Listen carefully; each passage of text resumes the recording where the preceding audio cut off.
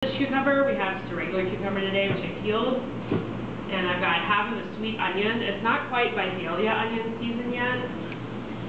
Vidalia onions come from Georgia. They come from a small area in Georgia it's very controlled. I think it's 20 counties that are allowed to produce Vidalia onions and call them that. So if your farm is outside of that area, you cannot legally call your onions Vidalia. It has to be within this 20 county region, even if it's the same species of onion. So we're not quite in Vidalia season yet, unfortunately, but we can still get sweet onions. You can use Maui's, Walla Wallas, Texas Sweet. These are all sweet type onions that would work perfectly fine in this recipe. I have half an onion here. What I'd like to show you is how I slice onions for this. It's pretty simple. First thing I'm going to do is take the end off, the other little end there, and that way I can just easily peel off the outermost layers. That outer layer can get kind of tough and slippery. It's not very pleasant to eat. So that can go right in my compost bowl. Then I have the root end facing for that right-handed. Is anybody here left-handed? Okay, good. I worked with a chef once who was left-handed, and this is a right-handed knife. Sometimes she'd be like, "This is how you do it," and she'd try to show me, but if y'all messed up, because this is beveled on one side, it won't work out. Anyway, because I'm right-handed, I am taking the bottom end of the onion in my left hand and placing it on the board so it is parallel to me. The root end is facing to my left. And I'm going to take my knife and carefully slice just once, halfway through, not going all the way down to the bottom. Just one slice in that direction, not all the way down. And then I'm going to go back this way and cut little ribs. If this were a whole slice, it would be called a salad slice, technically. And if I slice this way, it would be called a sauté slice. That's if you're in a French kitchen.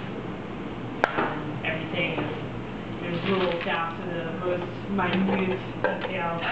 But what we're doing is we're just going to do these little half rings.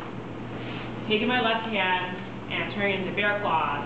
This is what you want to do when you're cutting onion at home. Bear claw. Holding onto my food tightly, but with my fingers and my thumb tucked under so I don't accidentally cut anything off. And then holding my blade so my knuckles can feel that. I know where my knife is at all times in relation to my fingertips. I have a lot of control doing this. I know exactly where the blade is and what's going on at all times. And I'm just slicing very thin slices with a gliding motion. Notice I'm not chopping straight up and down. That doesn't work very well. It's better to slide through and use your whole blade. And I'm getting to the very end here, and because my mother still informs so much of what I do in life, I just can't bear to throw out this last little bit, and I'm just going to slice that into a little bit too. And then if I were at home, I'd save that for stock, but we're composting. There's my onion, nice little half moon.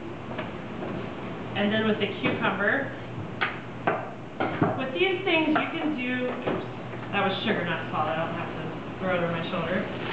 With these cucumbers, you can do a pretty thick round, not thick, a little bit thicker than the onion, but you're still doing thin thing. You can do a round like that. And this is a little bit harder than the onion to hang on to, so be careful when you're doing it.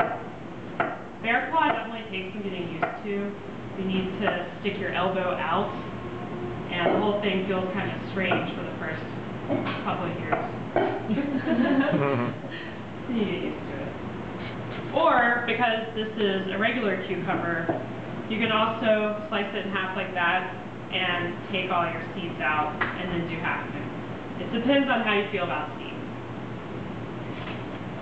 I don't always have a problem with them, but if you were, you know, a divine southern lady on your veranda, you would not want to have such an offensive thing as seeds in the salad.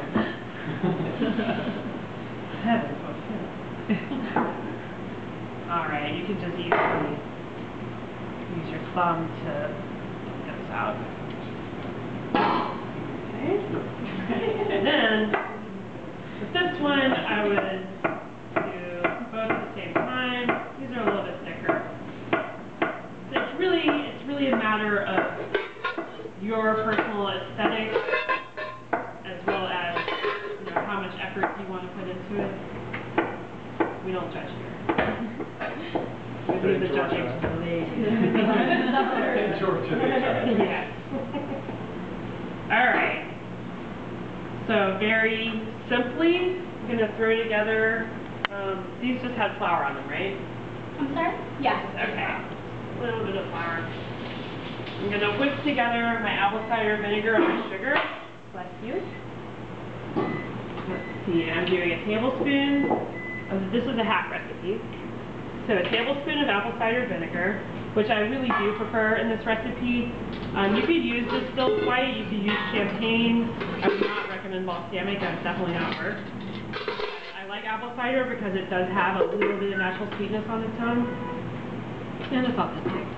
Distilled white would also be authentic, but I think it's a refined product, and I'm not a huge fan of refined products.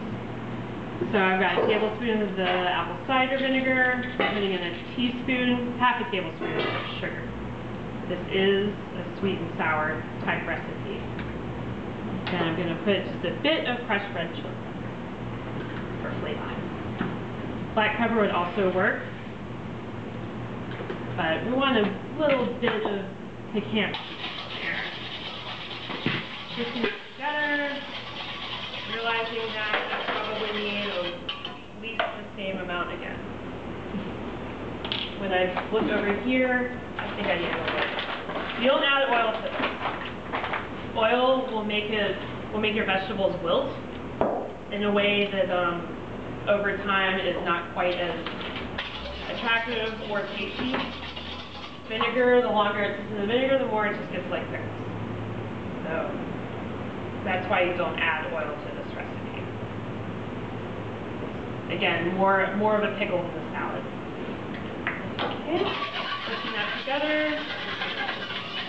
Can you make this up in advance? What's that? Can you make this up? You can do this up to a day in advance, yes. The longer it sits, just being aware of it, the more acidic it's going to get. But yeah, you can absolutely do it in advance. And you want to serve this chilled anyway, so it's a good idea to do it at least an hour ahead. You want the flavors to melt a little bit. You want the cucumbers to taste a little sour, a little sweet and sour. There's no salt in this recipe. So we're just going to stick that in the fridge and let it sit. It reminds me, this whole meal reminds me so much of my dad. All those onions and cucumbers. He loves onions. I grew up thinking that onion breath was normal. Onion and bourbon breath. That's another class. Is that another class? So I'm going to go ahead and put it in my pretty plate for serving. And it's going to sit there in the fridge, get nice and cold, and hopefully the flavors will come together a little bit in there. The vinegar helps tame the bite of the onion a little bit. Overall, it's a pretty nice, refreshing summertime thing. That and some cornbread or a couple ham biscuits would make a really pleasant luncheon. All right. Gotta make some more now. So now you guys have got some cucumbers and onions on your station. I'm going to come around with the rest of your ingredients. You have little wooden taste